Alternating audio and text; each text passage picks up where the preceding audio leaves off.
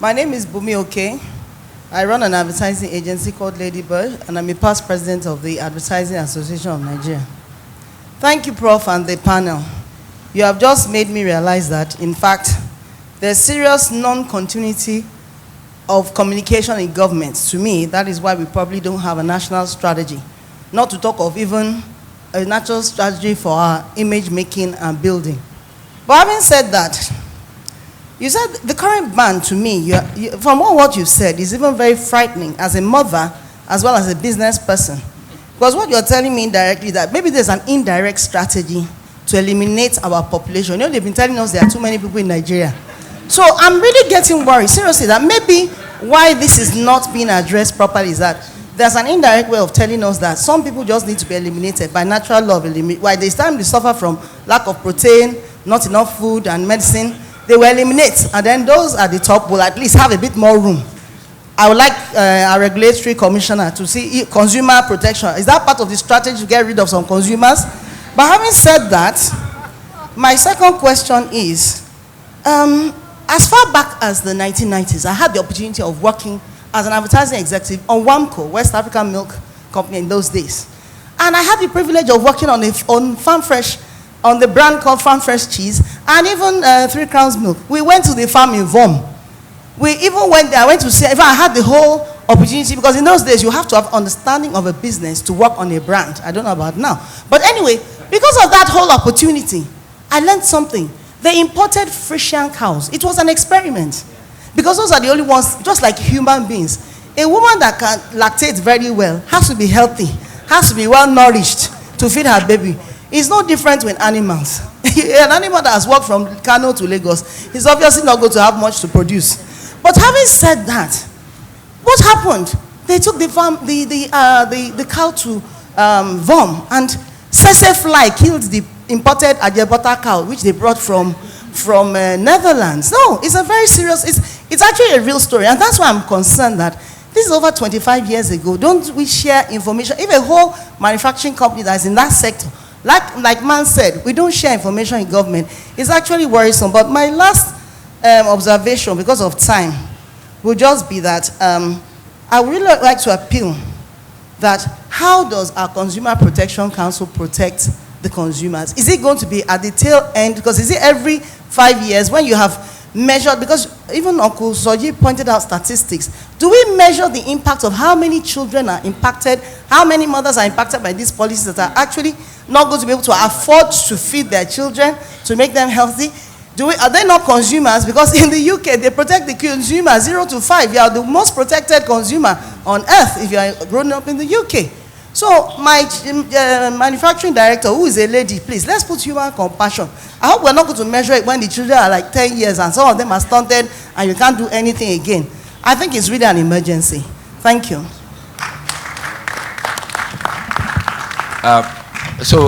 For the purposes of keeping them, some of the panelists have volunteered on their own to answer your question, but I hope they are taking notes so that they can own it. The ones that relate to you, you may take it, and the others may be there. Thank you, Bumi. I'll give the women the chance first. Thank you. Ms. Yemisi Ransom Kuti.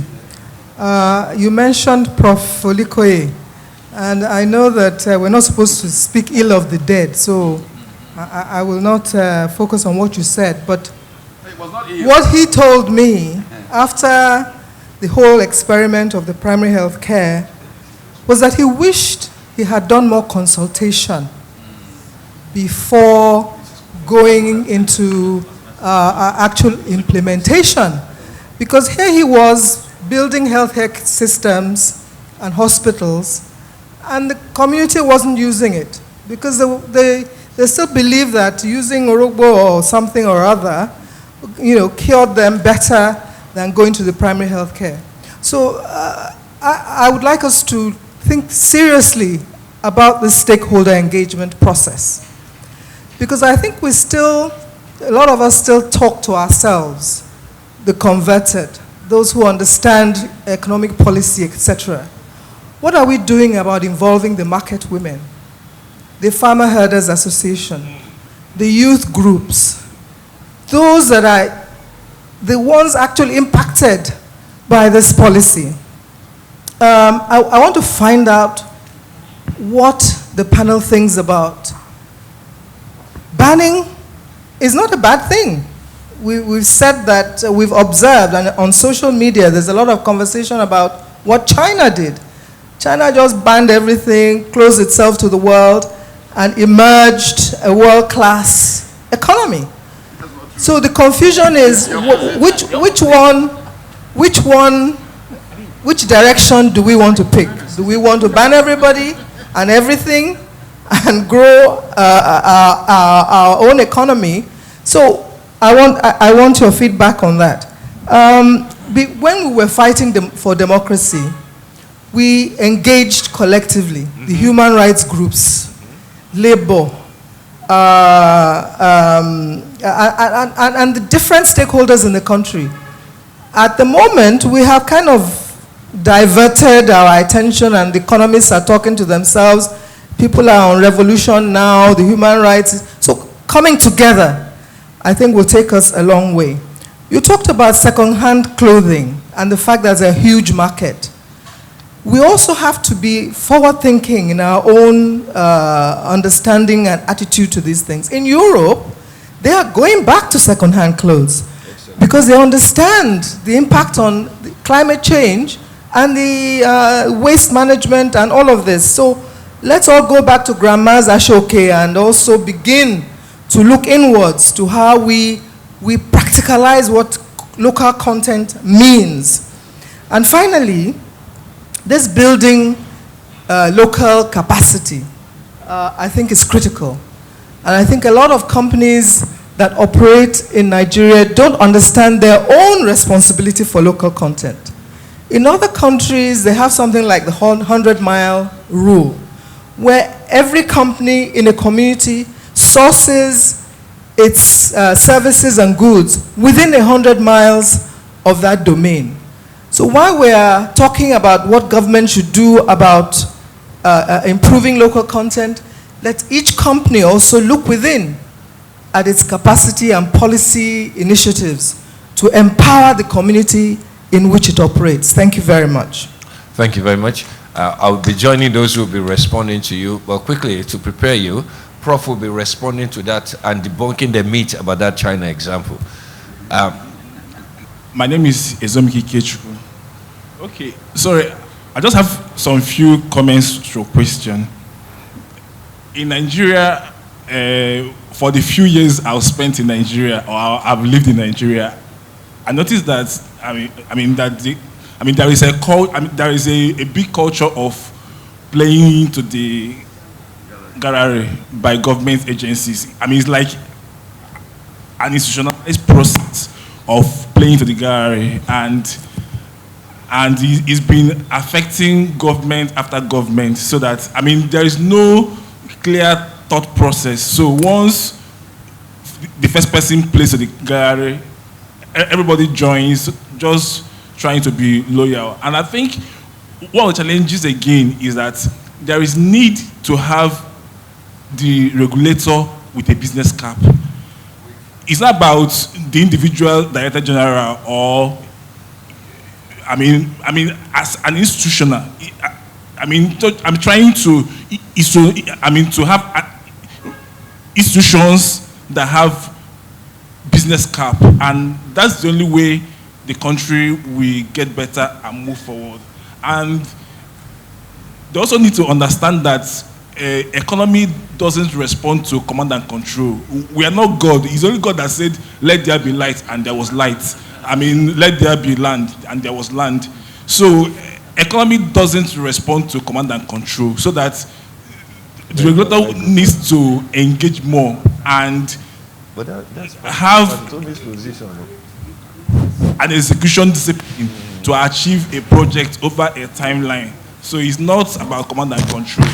And again, governments always try to preach that they want to fight corruption, but actually government promotes corruption by creating those arbitrage. For example, in Lagos here, a governor came to this state and imposed a traffic fine that is higher than the minimum wage. So all you did is to certify last month to be more corrupt and collect, because people will tend to just give them 2,000, 3,000 and move away than going to pay a traffic fine that is higher than the minimum wage. So that's how government promotes corruption. And at the end of the day, they still create institutions saying they are fighting corruption. So there is need to have a regulator that wears business cap as an institution. Thank you. Thank you very much. Sorry. My name is Dapo Daramola. I work with Prima Garnet Africa. Going by our discussions today, I noticed that there's some kind of disconnect between those that will run the policy in terms of government, even though we agree that we need to have a national economic strategy or strategy at all. So those that are supposed to implement it, some of them don't even have idea of what they're there to do. So like Prof said, ignorance and arrogance. They never expect themselves to be there in the first place. So they see themselves sitting up there, everybody is defying to them, bowing to them. So there's that, that big man nature of a thing. But we need to go beyond what we're talking about. What I'm trying to say is, if like the CPC, Consumer Protection person is here, if the CBN was there, it would have been good. And then if we have the NAFDAC and every regulatory, the key regulatory organ of government, if they are here, they will understand the global picture. Okay, this is what we want to achieve in the next 5 years. I know it's not easy to raise a cow. Okay, the gestation period for it to, like my senior colleague said here, that the cow that is supposed to produce the milk trek from Kaduna to Zaria, the milk that is supposed to give the child is the milk that he used to survive. So what is coming out of the cow is maybe kilishi and dambu manama. So what I'm trying to say is, we need to have these people, the key stakeholders, apart from us in the private sector, we that they're regulating, they need to know what the global picture is, so that when you put your input will determine the global output. Not for us to run and you're pulling us back and you're just hacking us. NAFDAC will come, LASA will come, that guy will come, everybody will come. At the end of the day, your bottom line is gone and the banks are waiting. Dollar is not cheap. Even their bookies, they are beginning to devise ways of making more from you. Thank you. Thank you very much. We'll take two more questions. I can see your wonderful hands over there. I have the mic here, please.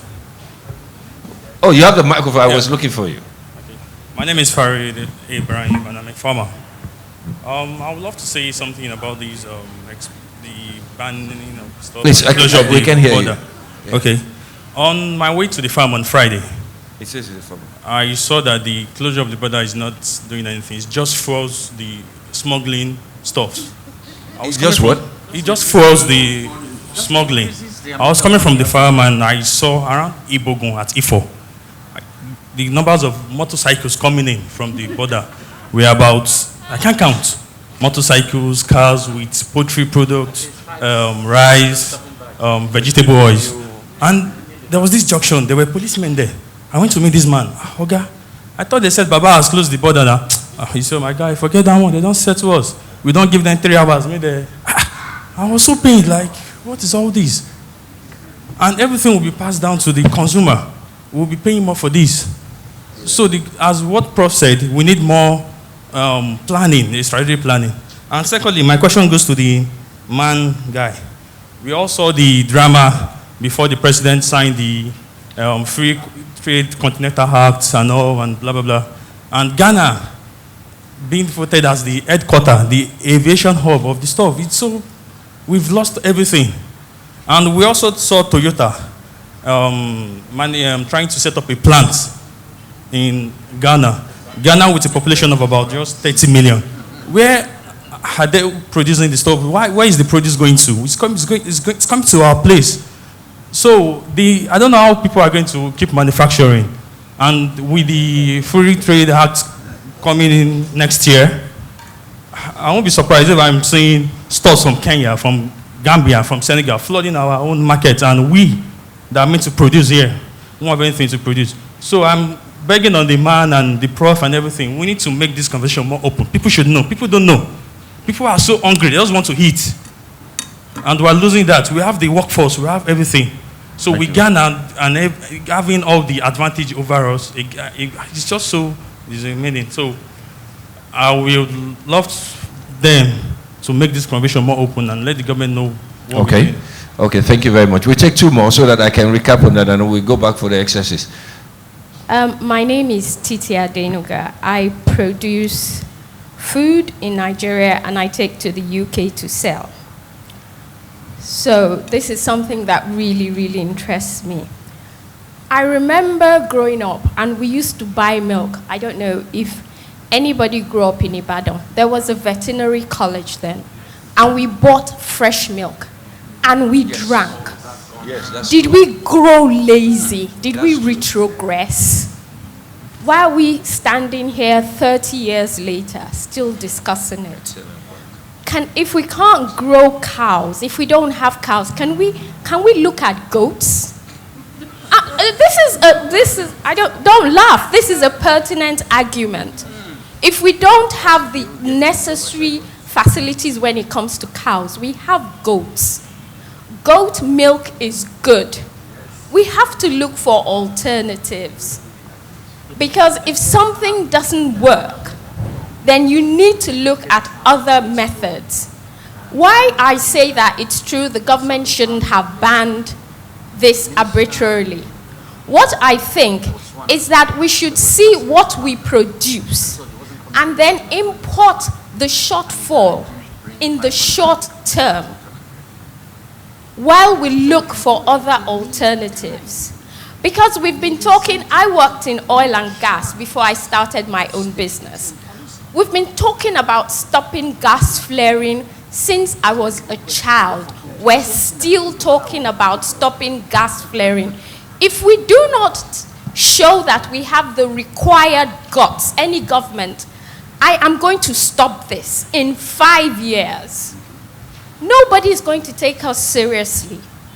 So that's why I say we have to stop. I'm sorry, but I'm one of those who thinks we need to conserve our foreign exchange. We are actually insolvent as a nation. So if we can look at goats, if we can look at any other alternative, we need to look at it right now. Thank you very much. Thank you, Zichi. Okay, my question is directed to Professor Otomi. And the question, Professor Otomi, is this. Can you please just tell me and the rest of the audience what practical steps you think that we can take individually in speaking up or contributing in mandating or compelling the people in power to act in the overall interest of all of us? I've often been of the impression that a lot of us are collectively lazy or perhaps selfish and cowardly. So we don't speak up. We all just sit in our corners in our houses and we do nothing and we say nothing. We have conversations, at the dinner tables. That's the best we do. Maybe you can give us more pragmatic, practical instances of what we can do collectively and individually to begin to build a momentum, some sort of movement that will compel these people who are in power. As you notice, I don't call them leaders, but the people in power to begin to take, policies, make policies, do things that, are in our overall interest. That's for Professor Otomi. Thank you. Thank you. And what's your name, please? My name is Onyi Uzo. Onyi, thank you very much. My name is Tinuade Awe, and I work with the Nigerian Stock Exchange. So I think my question or my comment can actually piggyback on Uzo's own. So the first thing that I want to say is that with respect to building the national strategy that Professor Otomi spoke about, and I think there have been a lot of comments from the panelists and I think one or two other people that that's actually a way to go to take us out of what seems like a path of confusion. how do we go about building that national strategy? Not only how do we go about building it, but how do we know that in a country where the electoral cycle is every 4 years, and where there doesn't really seem to be an ideological difference between the major successors to power on either side of the non-divide, how do we ensure that that national strategy will be pursued for a long period of time? Because I think that's one of the problems. Since I was in primary school, we talked about development plans. What happened to the development plans? Because I think now we call it strategy. But you know, when it was still called plan, what happened to it? They just kept being abrogated. And that's why some of these things look like things that we've seen in the past, and we seem to be going round and round. So that we don't just keep talking. We're a nation of people that know how to talk. We're a nation of intelligent people, so we know how to determine the problem. So I was under no doubt, I was not in any doubt that this morning wouldn't be a waste of my time. That I would listen and people will talk and they will make a lot of sense in what they're saying. But my concern is when we leave here, what happens? So that's number one. Number two is that I work with a company that operates a market, but is also a regulator. And I am also, the company is also regulated by a government regulator. One of the things that we have seen in engaging with our stakeholders is, and this is something that I've said in the presence of stakeholders, is that there's an insufficient level of engagement even with regulators that want to engage. I'll give an example. We have a rulemaking procedure. Under the terms of our rulemaking procedure, we give a period for comments. We have 161 listed companies, and we have about over 200 broker-dealers. On average, we get 2 comments. I'm going to stop for a minute to allow that to sink. So we keep talking about how the regulator doesn't know what the regulator is doing. But often also, there's a responsibility of the regulated to take advantage of the windows that the regulator gives where there is a regulator that is willing to listen. And the experience that we have just in that window, so I use that as an example, is that we don't get the feedback. So we go off and we make a rule, and then when it's time to apply the rule, we have pockets of people coming to meet us. And often you will find that the people coming to meet you come to meet you because they want to make a side deal. They want a waiver. And you may decide not to give a waiver because you can't give a waiver, or sometimes you decide not to give a waiver because you don't want anybody to criticize you and say you gave a waiver because you know those people. So there has to also be, I think, again, piggybacking on what Uzo was saying, how do we take it from the tables to the culture in our corporate entities as well, where they feel that there is an obligation to engage with the regulator? The same sort of obligation that a lot of our corporate entities feel that there is an obligation to engage with the press because they care about the way that they are modeled in the press. They need to also feel the same sense of responsibility to engage with the regulator, because the regulator cannot know that industry more than you who put your money in and you're investing in that industry. Thank you.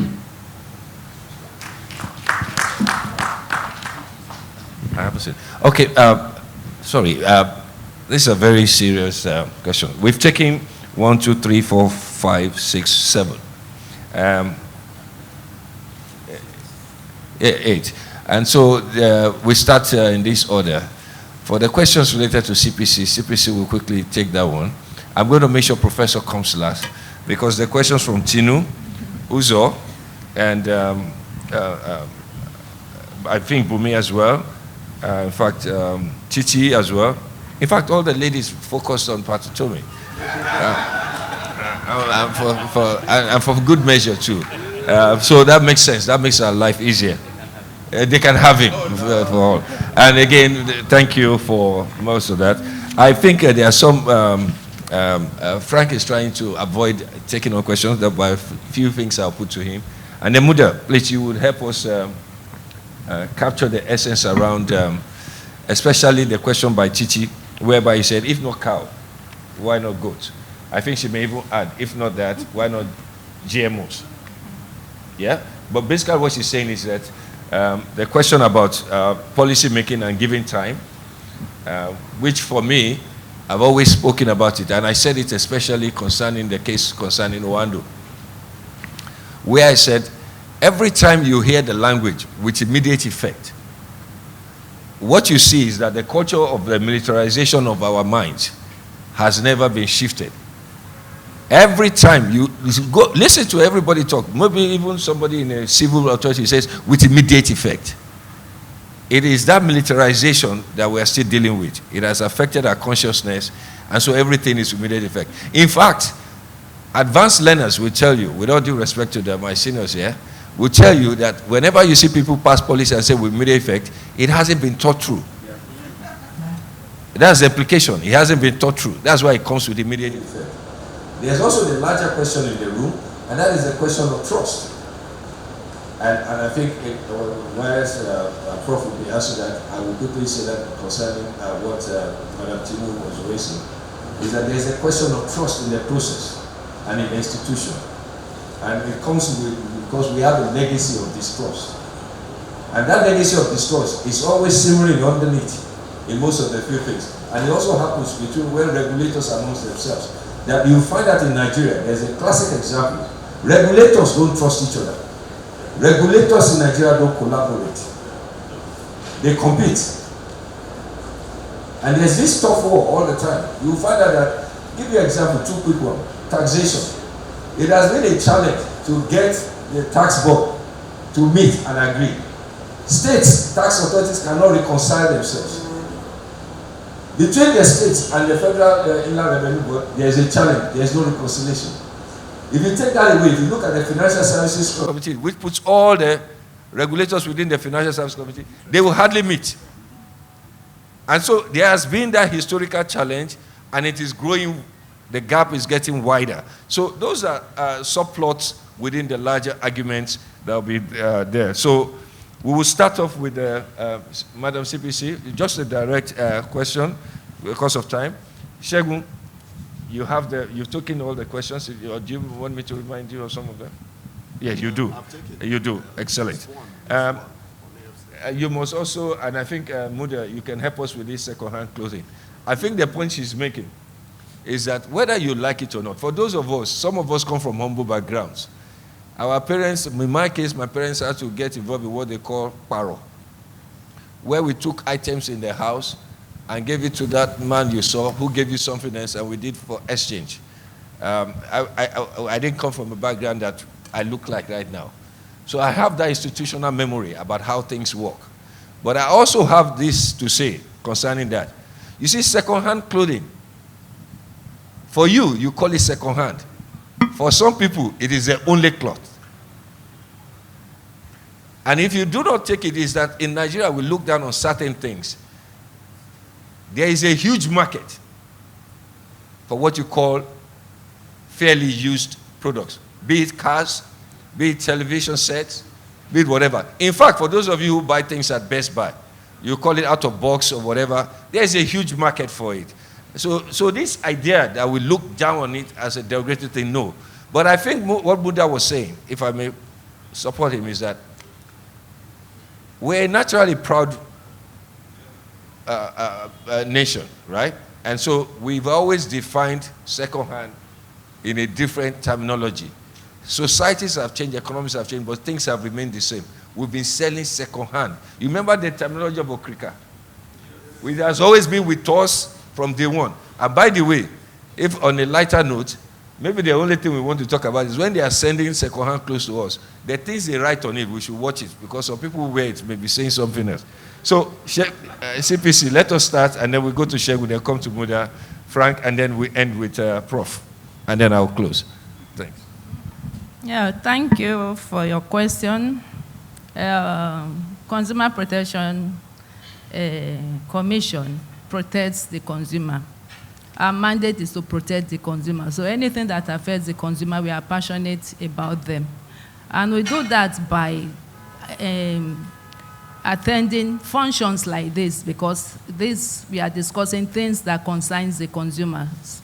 And the take home from here, we are going to do a report. We have that in our own mandate too, to report to government the things the consumers are feeling. The markets, we are there to sensitize the people and also see what is going on there.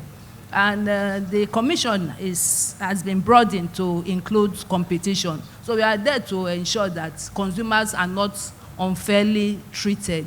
So a lot of things have been thrown up from the presentation before we started the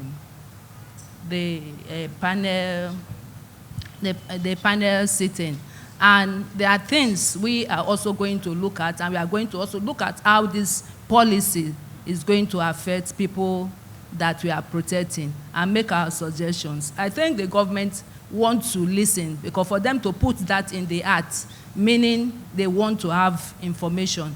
So I would just want to assure you that we will also put in a voice, and we also encourage the sector to engage with their own sector regulators, because the commission does not promulgate any laws. We follow the the laws of the different sectors. So those people, those companies in this sector should engage more. Like she has said, yes, you have a sector regulator. There are things that have come out. I don't think it's foreclosed. They can sit down and engage with their sector regulator, and this can be put forward to government, and maybe the policy can be reviewed. Thank you. Thank you, Shegun. Excellent. I think I have only one question. I think it's from my brother, who said it's a farmer or something, asking with respect to AFCFTA, Ghana now having the secretariat, and Ghana also signing the necessary document to have Toyota establish an assembling plant in Ghana. I need to start by saying I know the reason why you raised that, apparently because of the position of Manufacturers Association of Nigeria with respect to AFCFTA. Without going deeply into that aspect, I need to say this. One, the position of the Manufacturers Association of Nigeria on the AFCFTA still remains the same and is still valid till date. There are 9 concerns that we raised. 8, government have addressed 8 of them, remaining just 1. Because of time, I don't want to belabor you with listing all of them. It's plausible for a nation that is going into signing an agreement, whether multilateral or bilateral, to first of all do proper assessment of where you are, your weaknesses, your strength, your challenges. You also need to engage the private sector to also know, because it's not enough for government to sign trade agreements. The real people that will operate the trade agreement, whose business and means of livelihood will be affected, is the private sector. So we raised those concerns, and government has attended to all. Number one, how do you go and sign an agreement without having a national mandate?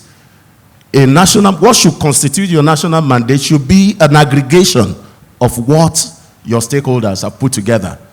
And all of a sudden what we heard was we are going to sign in March, and we said no.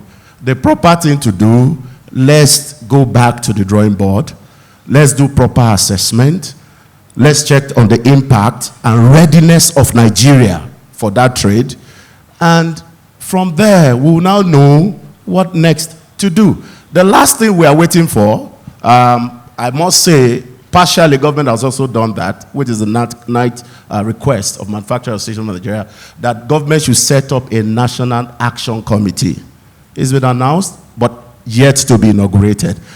I believe by the time that committee comes on board, the last part of it, which is the most important of all of this issue, which is government signing a commitment to improve vital aspect For example, basic infrastructure, making the manufacturing sector competitive. You don't sign a trade agreement to go and trade when you don't have what to trade.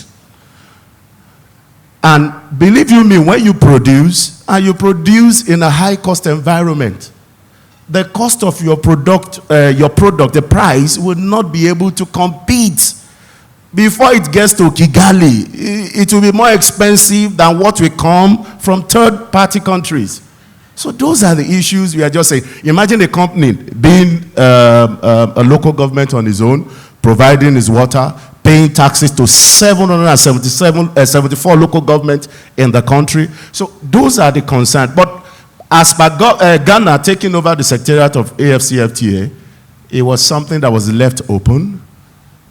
Countries were allowed to bid, and those that bidded, out of a whole lot, one was chosen. Nigeria also bidded. The last, before I drop the mic, the issue of setting up Toyota assembling plant in Ghana. It's a simple thing. It's a function of competitiveness. You look for an environment where, number one, the environment is conducive for production. The cost of production will be okay, and you'll be able to sell at a price that same product will be able to compete with other similar products coming from other countries. So if I'm a manufacturer and I'm the MD of Toyota, common sense demands that I look for an environment that will favor my production. And yes, it's a fact that the population is here, the market is here. Then whose responsibility is it to ensure that you make your environment also conducive? It's Nigeria's responsibility to do that. And I would like to say that government currently is taking steps, and not only other stakeholders, both the service sector, those looking at trading goods, they are working hand in hand to ensure that things are done properly. And ultimately, the main goal is not just to sign. What should be our ultimate focus is whether we'll be able to engage in a beneficial trade. Of the truth, there are gains and there are pains. And what will determine whether a country will enjoy the gains or pains is a function of how you are able to strategically position your economy to benefit from trade. Thank you. Hello. Thank you very much, Shegun. That's very good. And you raise additional issues around the trade policy. Muda, in responding to this, please, can you, I missed this one out of this FX thing, the linkage between foreign exchange and trade.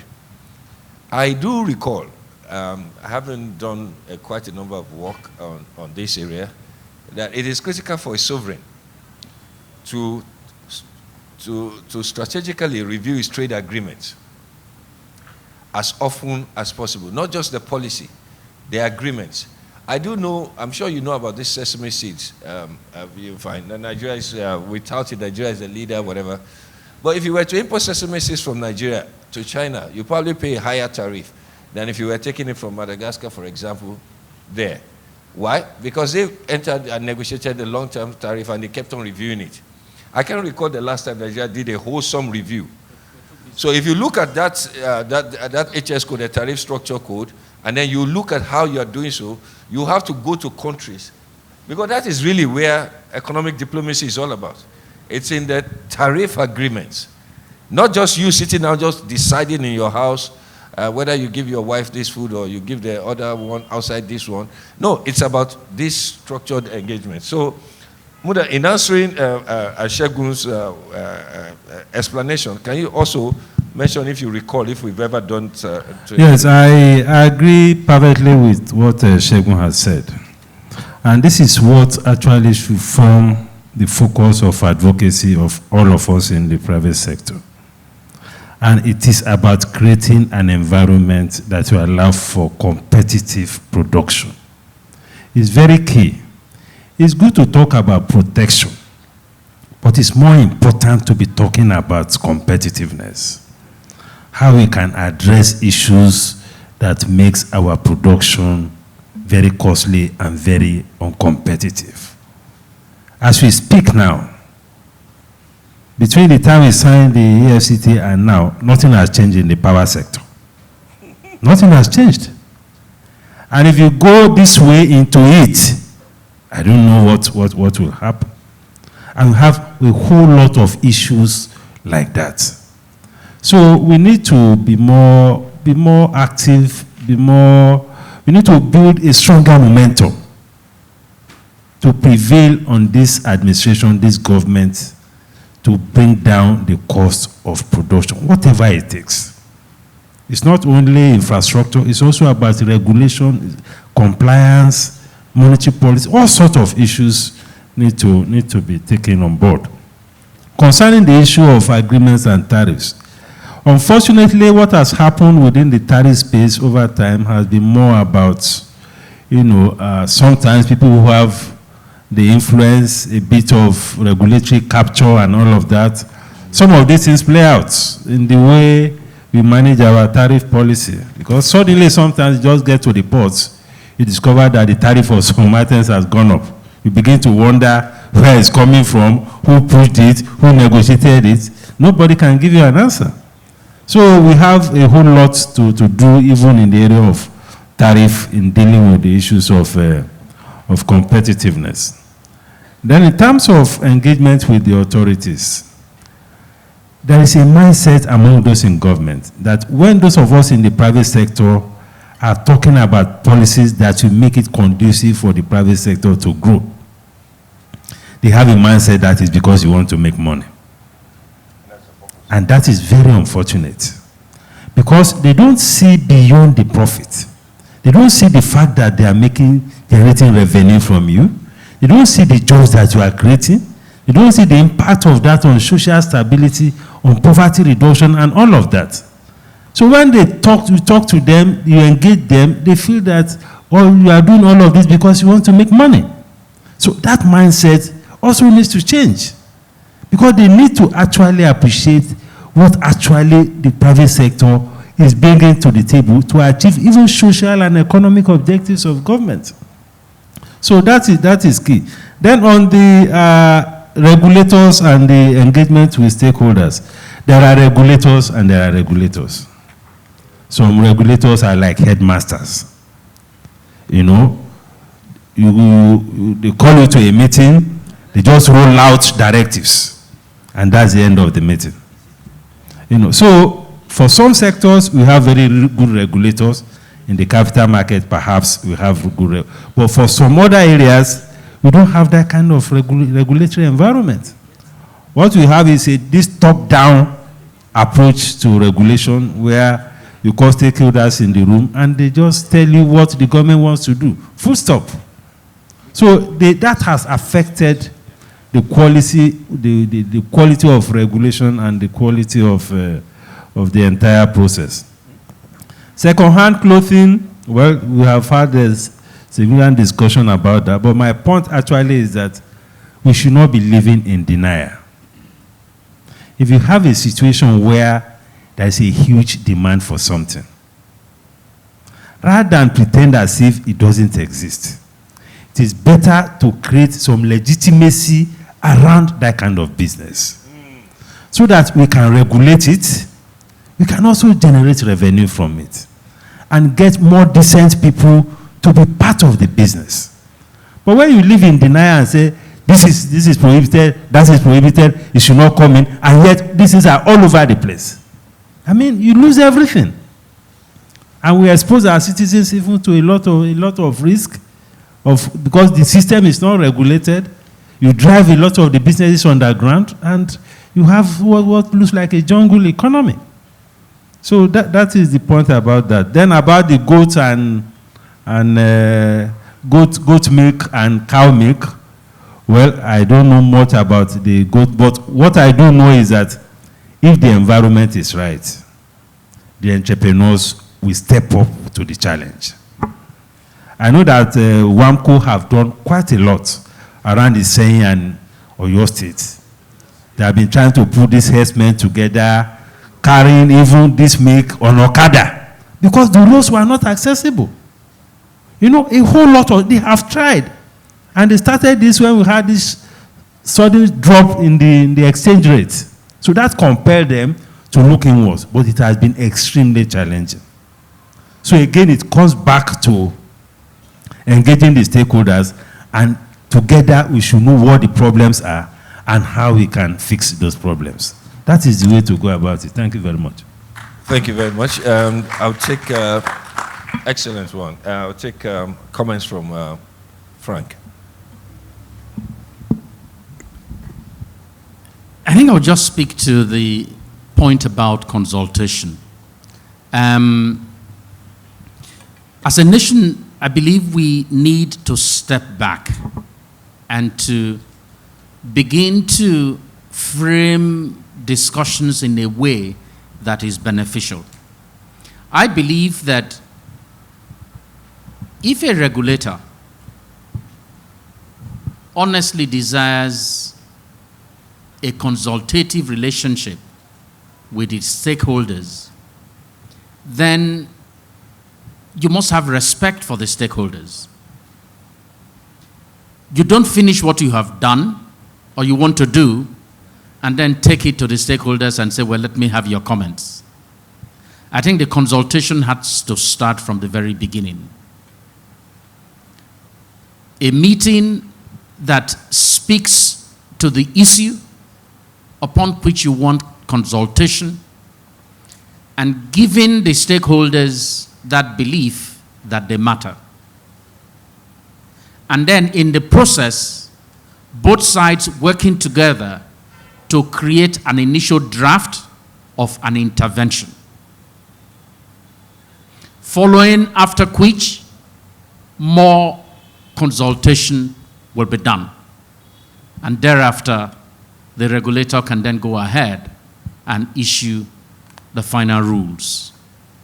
What I find happening here often is that the regulator, without anybody in any room, anywhere, conjures up a set of rules that you know it will decree anyway, and then says to you, I want your comments. Often people take the view, doesn't matter. They've made up their mind anyway. So they might as well just go ahead and do it. Let us see how we can dock the bullets when they start flying. So I think there has to be, in my view, that partnership that creates the impression in the stakeholders that they have a stake. That is why they are called stakeholders, that they matter. If you did it that way and you ensured there is improved communication, I think it will work better. I'm sure the Prof is going to, provide some examples of what himself and others have done in the past about creating a better kind of followership. I believe that as Nigerians, we need to begin to assert our voice, not only once in 4 years when we go to vote, even before that vote happens. We need to begin to get involved in shaping the debate rather than just be spectators of the debate. We need to get involved. It is indeed our country, and there is no one who's more Nigerian than the other. And whether you're in government or you are outside government, I don't think we should feel more superior than each other. I believe that that process of the people understanding that they have a voice will probably get us to the point where we begin to accept some basic truths about Nigeria. And some of them have been alluded to here already. That Nigeria is a poor country. That's the truth. Whether you agree or whether you don't is another matter. Technically bankrupt. There was a report yesterday that once again we're shouting about debt already. We're talking with World Bank for another $2.5 billion. Look at the paradox of Nigeria. We're borrowing the most at a time more of our people are getting into the poverty bracket. At some point, someone will pay the debt We may be gone then. Surely we'll be gone then. Our children, our grandchildren, there will be a day of reckoning. You have to just accept that Nigeria cannot provide free petrol for its people. It's the truth. We're clapping our hands that they shut the borders and so petrol demand has fallen. Really? It's fallen? So you knew all along that petrol was going out through the border. But why must we continue to clamor for cheap petrol? When if you 1 kilometer out of here to an hospital, my colleague died some months ago. I went to see him a week before he died at the General Hospital in Isolo on a Saturday afternoon about 1. When I got in there was no light. The patients, all of them were in darkness. He was moved to the military hospital in Yaba. I saw him the day he passed on a Sunday. There was only one doctor on duty. It turned out that the doctors in public hospitals were on strike. People were virtually pulling that doctor to come and attend to their patients. And we want free petrol. Come on.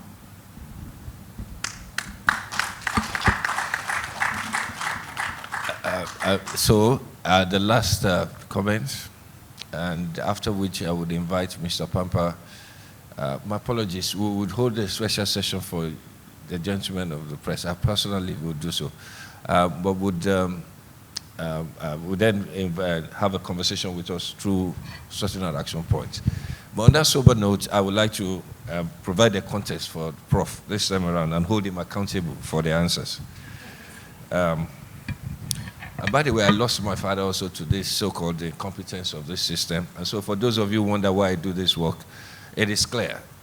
And I nearly lost my life some months ago because I was being given a fake drug while on medication in the hospital.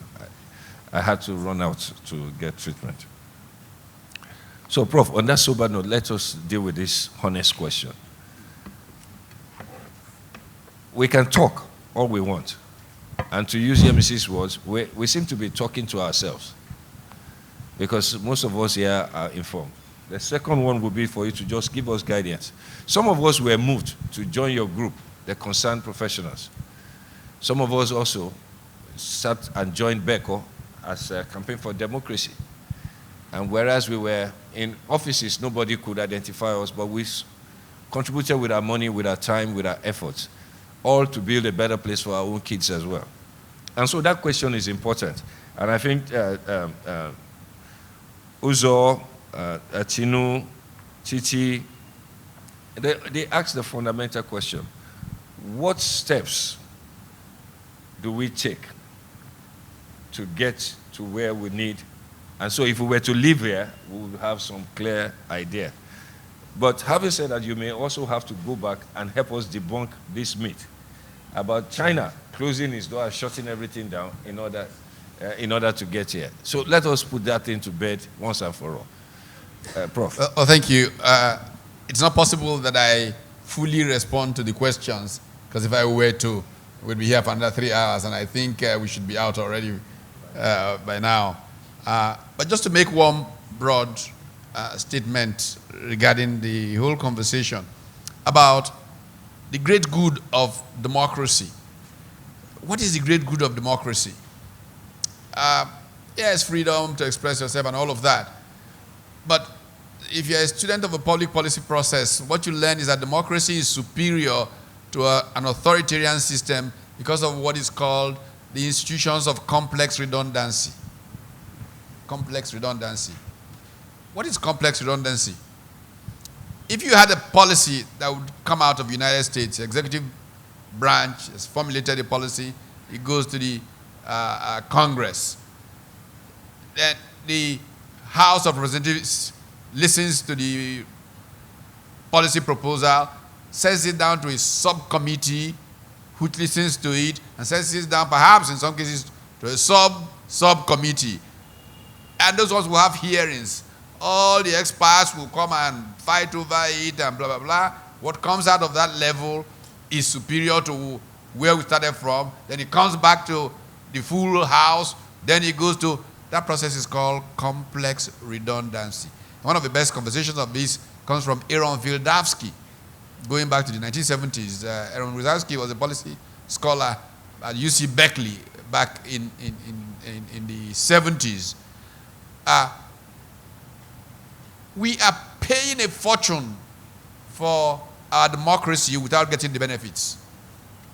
A National Assembly is not ensuring complex redundancy in the policy process, because the National Assembly is more focused on people trying to take care of themselves than ensuring that the policy process is more effective. That is one of the biggest problems of our country. Part of the conversation of how do we make our views also goes back there, because groups, it is to that National Assembly that they will go. I spent a short season in Washington as an intern through the Indiana delegation to the United States Congress, rotated through the offices of members of the Indiana delegation. One of those I worked with a few years later became Vice President of the United States, Dan Quayle. The other one became the dominant person in the U.S. foreign policy arena in the House of Representatives for many years, Lee Hamilton. What amazes me from that system is that if somebody, a congressperson, where it could be an engineer, water cleaner, farmer, were to serve in, say, a House committee or subcommittee on banking, after 2 terms, he would be as good as a professor of banking. He would be so knowledgeable on that subject. 5 million people in the National Assembly here know jack about anything at all. Because the idea is not to go there and add value to the policy process. The idea is to be called honorable, distinguished, and be a public nuisance. Part of the problem is you. We accord these people too much respect. You got to ignore the bagger. Who the hell is he? You know, but we pay them too much attention. We accord them too much respect. You know, and so we have this problem of our system not working. It's too expensive, yet it is not giving us value. Let me tell you how bad it is. The budget of this country comes to about 6% of GDP. What does that constitute in the working of things to make us go anywhere? But what's even worse is that most of this budget is spent on a public service between the bureaucracy and National Assembly and co. that add very little value to creating the wealth that will make us live well. Sometimes 100% of our budget is recurrent because we borrow and even borrow for recurrent. So we have a national systemic challenge in terms of how we are governed. And we are all playing ostrich, pretending, not trying to discuss this issue. Our democratic system is not working. I am personally for crashing this nonsense and starting again. It's not working. Okay? Let's start with Madam Yemisi's question. As I said, Professor Luka Sokuti was a fantastic man who tried to do some very good things. On the essential drugs list, they misunderstood the game. And because there wasn't consultation, what came out of the pipeline did more damage than good. But he did fantastic work with primary health care, which is where we should have focused on and kept working and working. But there's no question about his desire to do better. There's no one person knows everything. This is why it's important to consult broadly and go on. On China, China did not grow because it closed its borders. In fact, as far as autarky, that policy approach of shutting out the world is concerned, in fact, China had the best opportunity because it was a continental-sized country. If Ghana goes autarkic, it will just disappear, become like Albania, became. But even with China's continent size, did not make any progress. China, with even fantastic ideas like basic needs approach and all of that, China was all dressed up with nowhere to go until a man died. Mao Zedong. He died, and from nowhere, Deng Xiaoping rose to rethink China. In 1978, Deng made the speech that changed everything. It's about knowledge and how our party must respect knowledge and build on it in the interest of raising the common good of the people. And knowledge enabled them to recognize that they needed an export-oriented economy, but they were smart enough to move progressively, not open everywhere one day. And that's part of the point that goes back to what I was talking about, national strategy, and being clear where you want to go and pacing yourself. So they took the sea-bearing areas, and they began to have an open policy, while the other ones, and capitalism built the new China. They're opening up and trading with the world was what built China that we are all going to today. Okay, but just proceeding from there to many of the questions asked about Uzo's question, Onyi's question was the one that really brought this through. How do we organize to raise our voices? Fortunately, one of the examples that I have been involved with has been mentioned in Femi's comment. In 1993, all of us voted. We knew the results immediately after the vote. By the way, why we keep pretending in this country is amazing. We went through one of the best organized elections in our history, and all of us saw it. We all knew the result as we were finishing voting in 1993. Why have we chosen to pretend that it didn't happen? You know? Because the people who are doing these things don't want the right thing to be done. Because they've seen what can make the right thing happen. So we all voted. I went off to a conference in the US. I was in a conference when a Ugandan ran up to me and said, you Nigerians, anytime Africa wants to make progress, you set us back. I was wondering what he was talking about. But that's how I learned of the annulment of the elections. And I went up to my room and I wrote a newspaper op-ed piece that was titled, "We Must Say Never Again." That piece, published in The Guardian, led to the founding of the Concerned Professionals. And people were fed up enough to come out. MDs of companies, all of us who gathered. And every other day we put out a full page on what is wrong with our country, what we could do about it. Public opinion was mobilized. To this day, I mean, some old people running up and now made themselves happy about Nadeko and all that. But that's not what chased the military out. It was the work of the concerned professionals that did it. Even Nadeko, because everybody's rewriting history. We sent people to go and organize Nadeko. Asuwe Godalo, chairman of Sterling Bank, was our delegate to Nadeko. Today, people are rewriting history and trying to claim all kinds of things.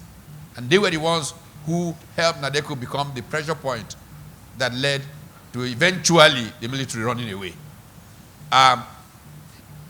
Can we do things today? We even are in a position to do much better. Technology has given us the power to organize ourselves. All these WhatsApp groups where we are sharing all kinds of funny things, we could be sharing serious conversation about our country. When Obasanjo became president, one day, everybody was saying to you, your policies are not working. I mean, I had led his policy team when he was running for president, but we quarreled at some point, as usual. He said for me to come to dinner. I came to dinner, and he had everybody, the vice president, minister of finance, economic advisor, everybody was on that table. So I was wondering what I was doing there. Halfway through the dinner, Obasanjo resisted. He said, hey, Mbopat. And they say we have no economic policy. But you and I were working on things. Okay. What was my response? My response is, we are not having the policy conversation that everybody can own this policy. That was the night the idea of founding a TV series called Patito's Gang came to me.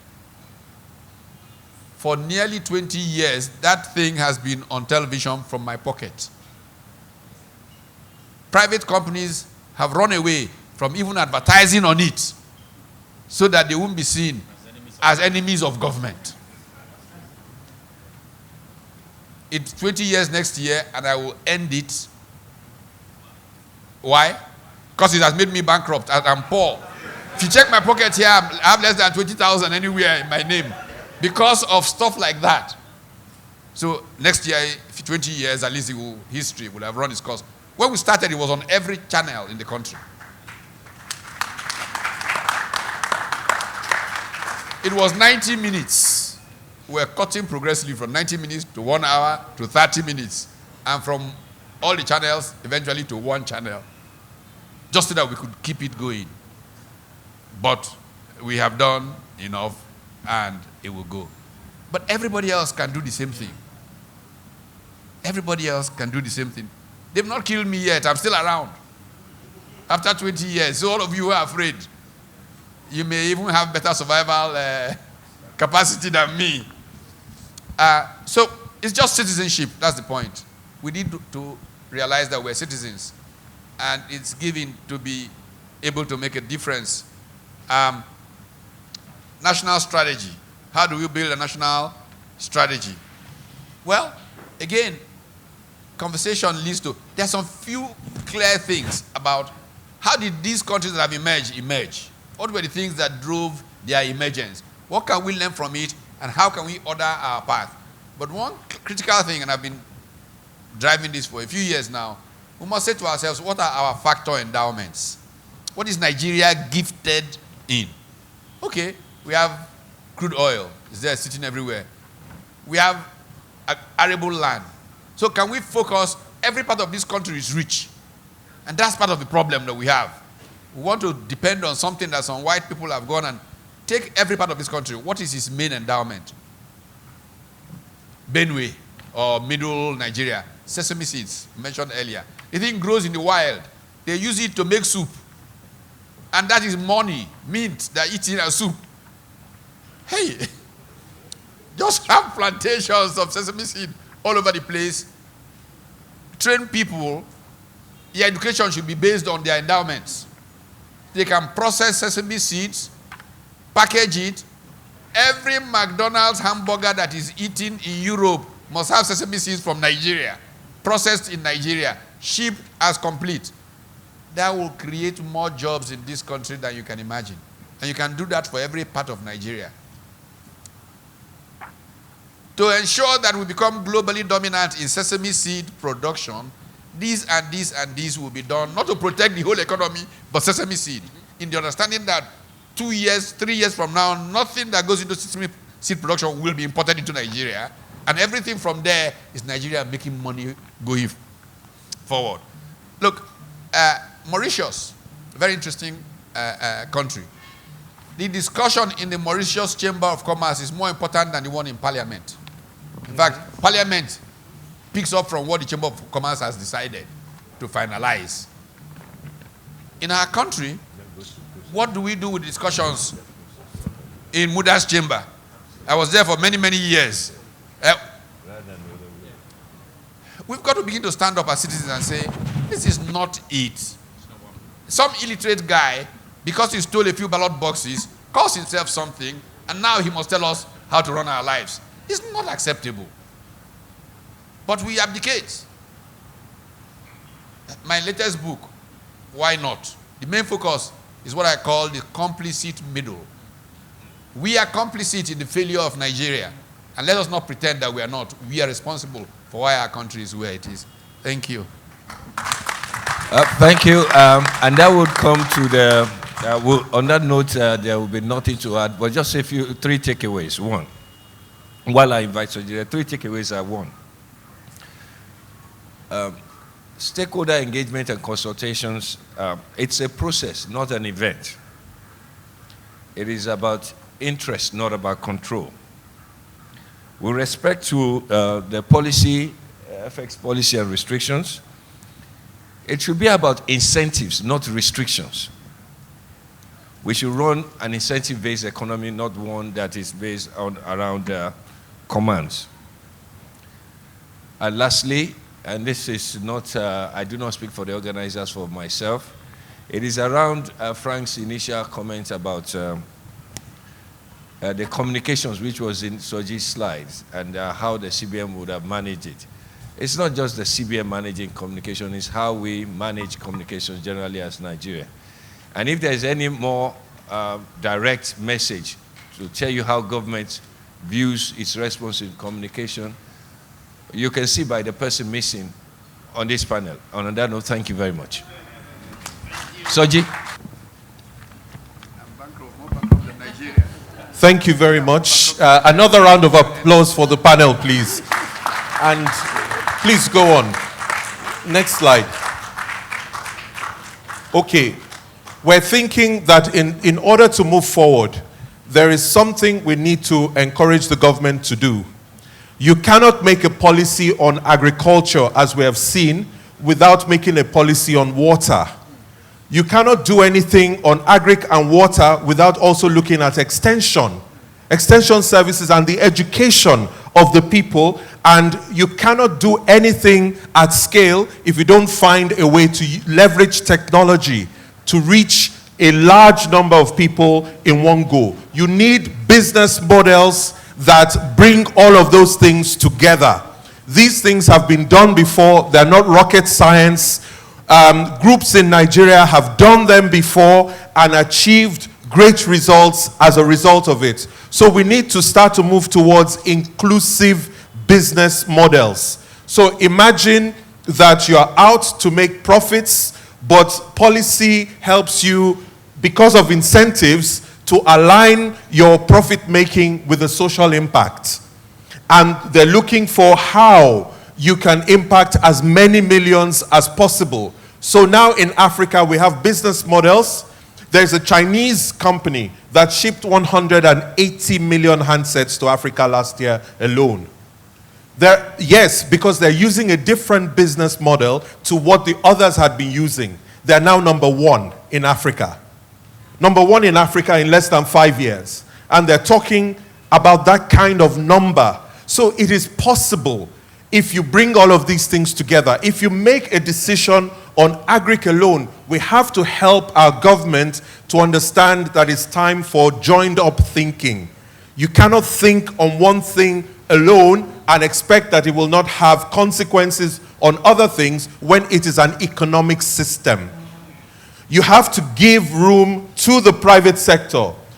We have to focus on production, as has been mentioned, and to produce a business environment that allows growth and profits whilst channeling the might of business to solving social impacts at scale and not by orders and manipulations of the CBN in order to take on unsustainable business practices, which is really what the CBN is pushing.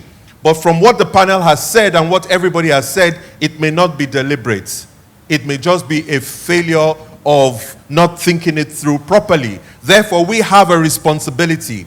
So today we would like to ask you, ladies and gentlemen in the audience, to join us. We are relaunching our business action against corruption. We need voices, we need ordinary people to speak up, and we'll be sharing with you the analysis that we do, what we think can be done, whether it's a letter writing campaign. Imagine if we all took a different aspect of this and wrote a letter to Mr. Emefiele. I think he will have the feeling that there are some people who are concerned about his policy. And even if we didn't write him and we wrote to the president instead, if they got 200 letters, I think they will understand that some people are concerned, especially when it is well reasoned. Or leave all of those. Let's look at consumer protection. And all of us write and say to them why we think that the consumer will be worse off. I think it will strengthen the work of consumer protection, and they will see us as part of them rather than as adversaries. And I think that that is the kind of action that we can start to do. So if you are interested and if you are moved by what you have listened to today, please just drop your card at the back or indicate. There will be people, the ushers will take your name and address. We would like you to formally join the business action against corruption, and we will keep you informed on all of these things. We hold quarterly meetings like this on different issues. In fact, before we finished preparing for this one, the central bank created a whole new pipeline of issues again for us to consider. Somehow, they will eventually answer us. We wrote to the governor, we wrote to the person directly in charge, we wrote to the Minister of Finance, we wrote to everybody that we thought is a stakeholder in government. Only CPC responded. So please, a round of applause for CPC at the end of the day. And it's testament to the work that Professor Erukera is doing there and the new changes that are coming on. So, distinguished ladies and gentlemen, there are things that we can do, and there's work before us. And we need to just come together in collective action to make sure that this thing works. Thank you very much indeed.